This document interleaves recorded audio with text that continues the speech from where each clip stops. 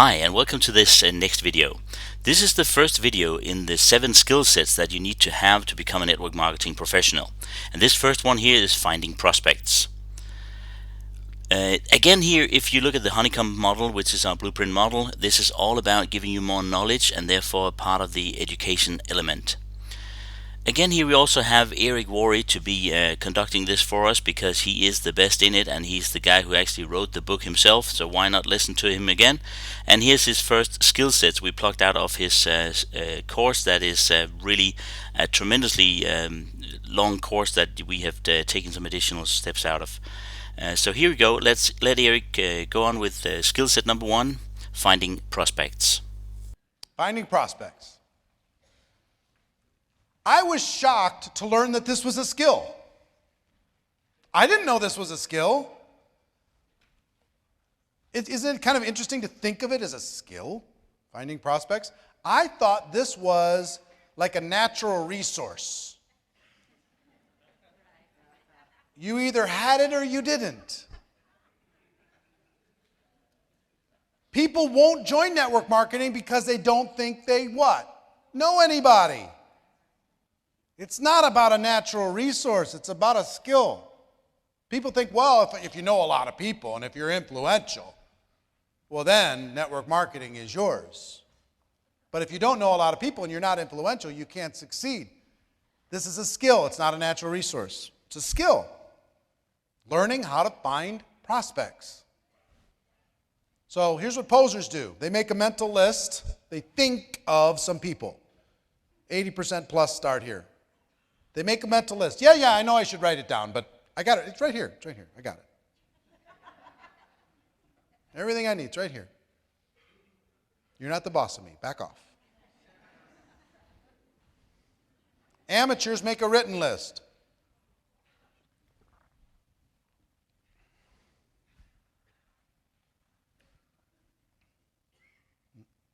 Amateurs make a written list and they immediately start to drain the list. And as the list drains, their anxiety grows. That's what happened to me. I made my list. Took my dad's list, and then I made my list. And I started to drain the list. I've heard that there's 3 pearls out of every 100 oysters. Mine must be at the bottom. And I'm shucking oysters. Nope. No skill. You know, I'm not opening them with an oyster tool, I'm bashing them with a hammer. Smash, smash, smash. Some of them might have an oyster in there, but we'll never know. Smash, smash, smash. Next. I heard the word next at my training. Next.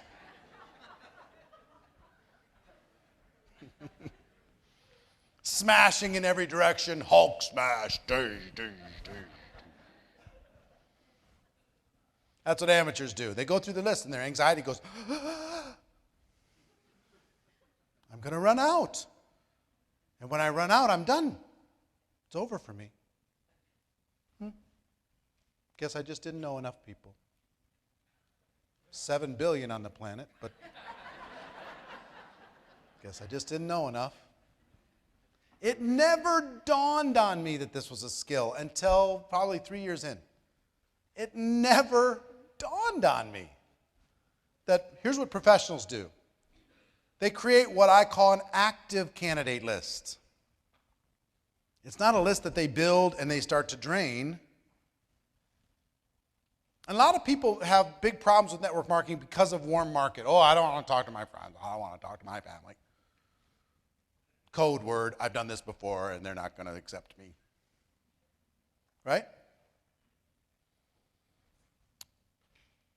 Warm market is not where we end up, it's where we start. We start, we practice with them, and we got some friendly faces, and we have something we believe in, a product or service or opportunity we believe in, we share it with them. If we do it professionally, we're going to get one result. If we do it as amateurs, we're going to get another result. Almost everybody does it as posers, not even amateurs, with no skill, and they don't get that good a result. And once they run out of warm market, they're done, it's over. Professionals create an active candidate list. So here's some steps to going pro. Number 1, make a comprehensive list. Everybody goes on your list. Every single person goes on your list. Empty your mind on paper.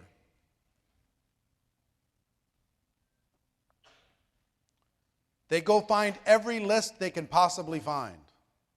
Old wedding lists and party lists and Christmas card lists and everywhere they can find, and they add them to the list. All organizations that they've ever been a part of, they think about those people and they add them to the list. This list becomes a big list. People used to have the excuse to say, I don't know anybody, and then you go look at Facebook and they have 800 friends. Stop it. You know, it's so fun to be able to bust that illusion. Pull every single contact out of your cell phone and add it to the list.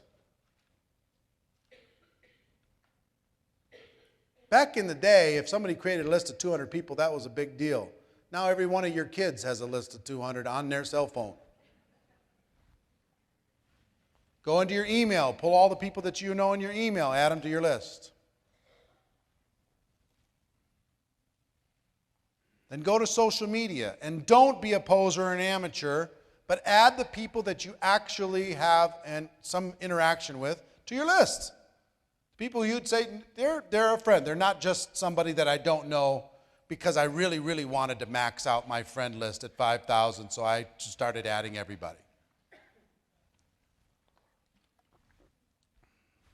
So, social media, add those people to your list. Do not prospect them there. Just don't do it. We'll talk about how we invite people in the next step. But add them to your list.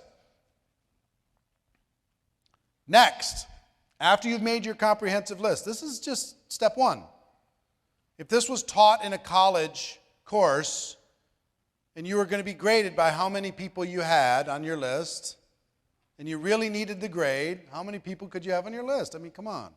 We play these little funny mental games. If I gave you $1,000 for every person you put on the list, how many people you could put on the list? I mean, all that stuff just to get you to do what you should do because you're acting like you're in 6th grade and not in the real world. I mean, come on. Is it okay if I'm honest this weekend? Is that all right? All right, good. Next step. Oops, I went backwards again. Doggone it. Sorry.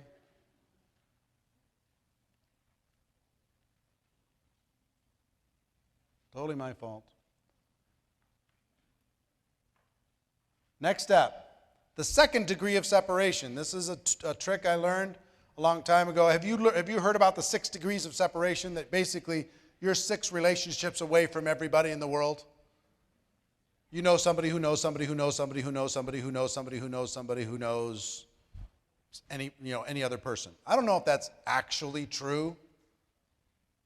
It probably is. I don't know. I don't even know if there's any way to prove it. But here's what I do know. The second degree of separation is true.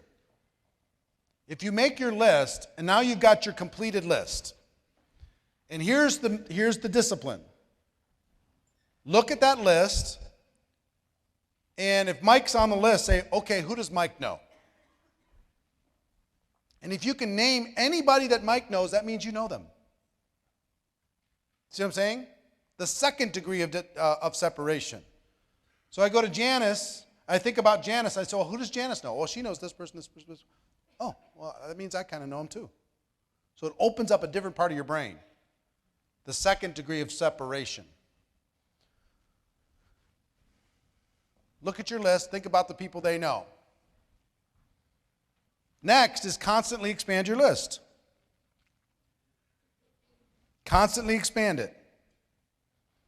You're going to make your active candidate list. And if you freak out on a bunch of this, it's in here. You're getting writer's cramp. It's all right here. You find a chapter on this whole thing. Okay? So Gina's in the front row with a highlighter. She's going, okay, highlight. That's a little easier. Okay? But if you want to take your notes, I want you to take notes based upon, I want you to train it. Okay? But it's in there anyway. What the professionals do is they develop the discipline of adding 2 people every day. At least 2 people to their list every day. 2 people a day. 2 a day, 2 a day, 2 a day. And you're already meeting people that could go on your list.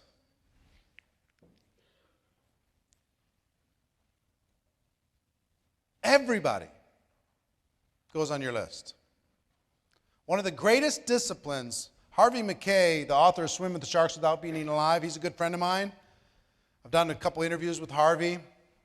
He's the most network guy I know. He's unbelievable. I'm going to give you a couple secrets of his networking style. One is his dad sat him down at age 19 and said, Harvey, today from now until the day you die, every person you meet, you're going to get their contact information, you're going to make a little note about them, and you're going to find a creative way to stay in touch. Every person you meet, forever. Today his list is about, and these are just organic lists, not Facebook friends, 14,000 people he has contact information from. 14,000. Now think about, here's one of the things where I have to forgive myself. Because I've been bad at this my whole career. I'm terrible.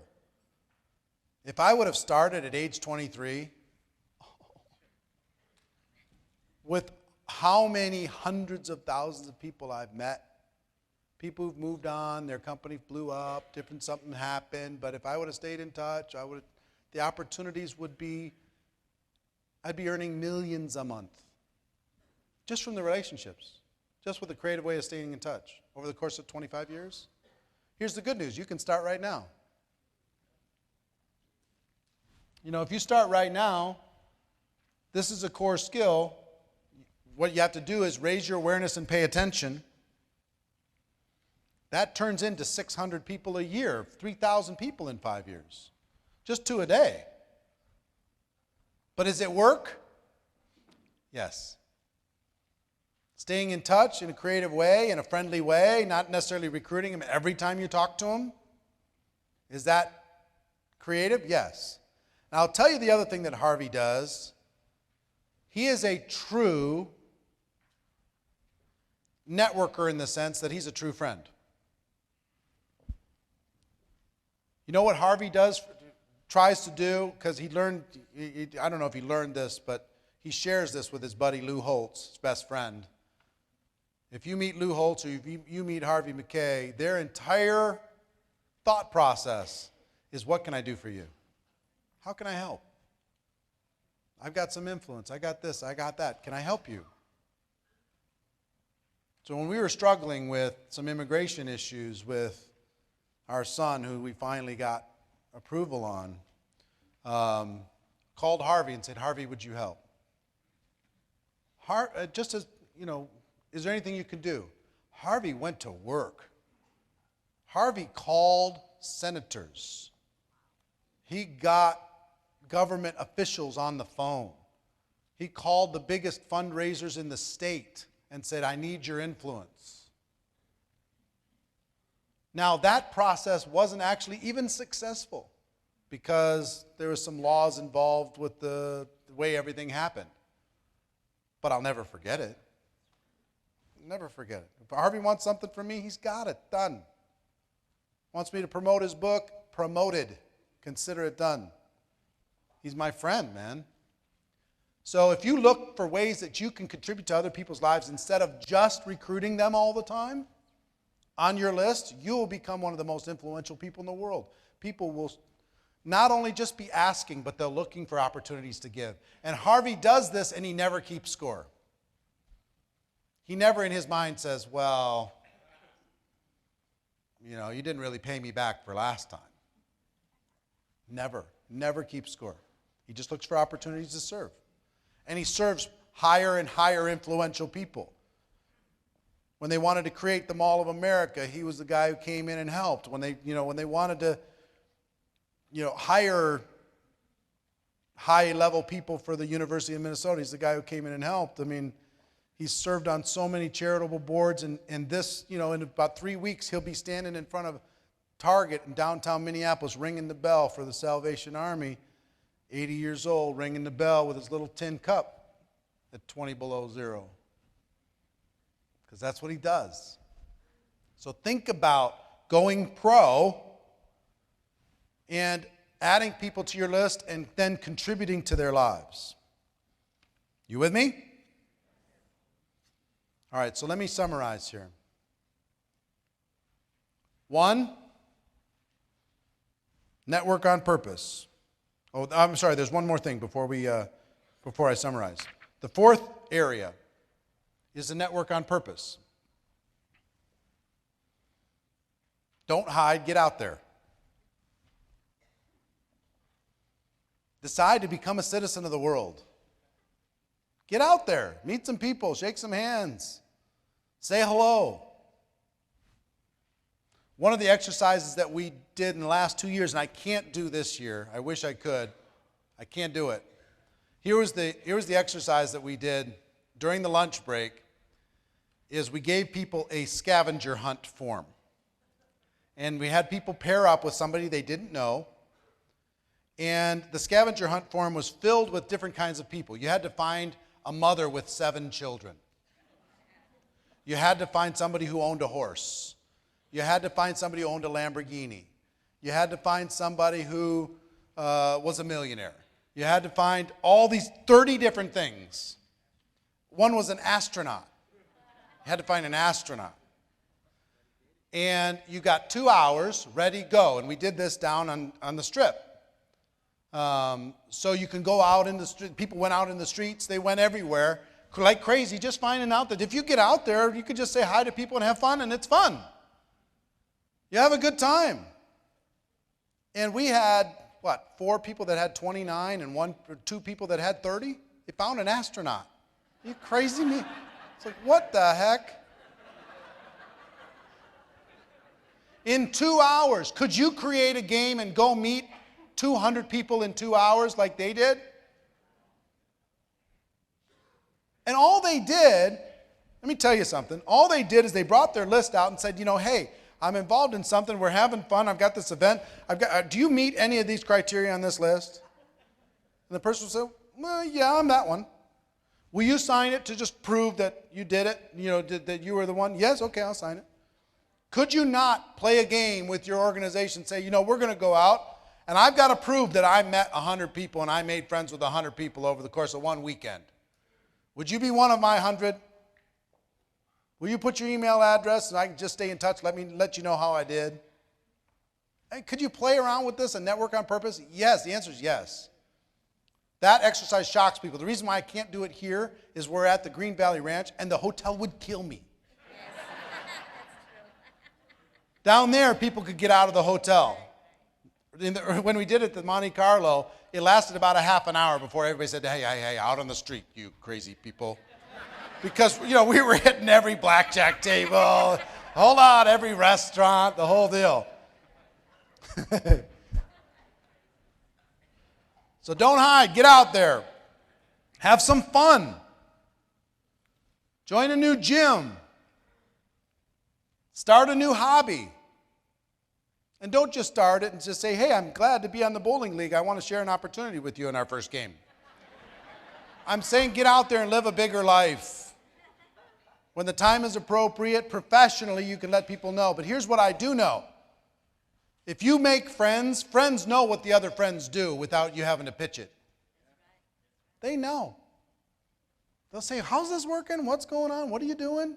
And then you can tell them, now you're not the one being the predator. Volunteer for an important cause. That'll change your life.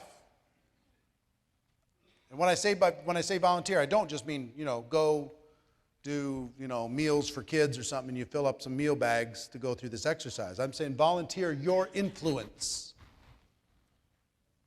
Go raise some money. Volunteer. Don't just sit at the soup line for 3 hours and go home to your Thanksgiving dinner. Raise money for 3 months to pay for the soup line because you are more powerful than somebody just going to ladle out soup. And you can ladle out soup. Do it. That'll help you. But you're more powerful than that. The causes will be an amazing thing. You're going to learn a little bit about what we're doing tonight. Meet some new people. Get out there. Last thing, really important, Become interesting. Become interesting. Well, I'm not very interesting. Change that.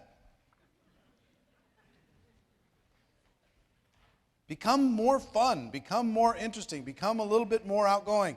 I'm an introverted person by nature. True story. True story. My friends will tell you that's true. Let me give you my definition of extrovert and introvert. Okay? Extrovert goes into a crowd like this, and they get filled up with energy. The more they're around people, the more energy they have. The introvert goes into a crowd like this, and they're immediately like your iPhone battery. They start going, whoo. And you know how they charge back up? They get alone. They stare at the wall. You know what I mean? That's me. When I'm done with this, I'm up for this weekend. I am all in. As high octane as I've ever been in my life and will ever be, maybe. But what I will tell you is, come Monday, don't call me. On Monday, Tuesday, and Wednesday, I'm going to be sleeping. I'm going to be drooling and staring at in the corner. Slowly, the battery charge is going to start in my toes, and it's going to work up to my head. That's me. But for this weekend, I can meet everybody. I'm assuming everybody I see in the hall is part of the group, so I'm saying hi and high-fiving. They might not even be part of the group. High five, man. I'm going. We're out there having fun. Get out there. Be interesting. Be fun. Be that life of the party. Even if you're going to be tired afterwards. Right? Even if you're going to be tired. Like last night at the VIP dinner, I was tired. But I still went around to every table, and we took pictures, and we high-fived, and we had fun, and overlooking the fountains in the Eiffel Tower restaurant. It was just amazing. Awesome.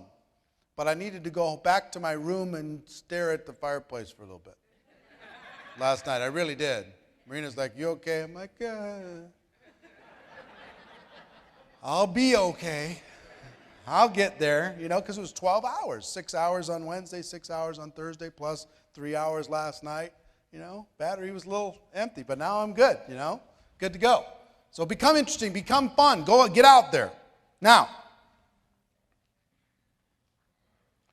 so 1, you're going to make a comprehensive list. 2, the second degree of separation.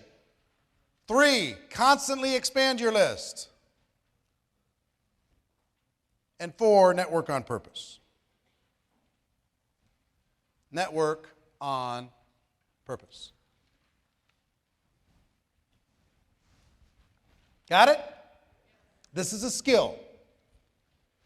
And we'll know if you're serious about this skill, if by the end of this weekend your comprehensive list has been reborn. One of the best things I would suggest everybody do at every single event, redo your list. Make a fresh list. It'll refresh your brain looking at the old tired list. Make a new list. Think about the second degree of separation. Think about how you've expanded or what you're going to do to expand it. And I know I've got somebody who's really becoming a pro if they're adding 2 a day. Network on purpose. Get out there. Become interesting. Become fun.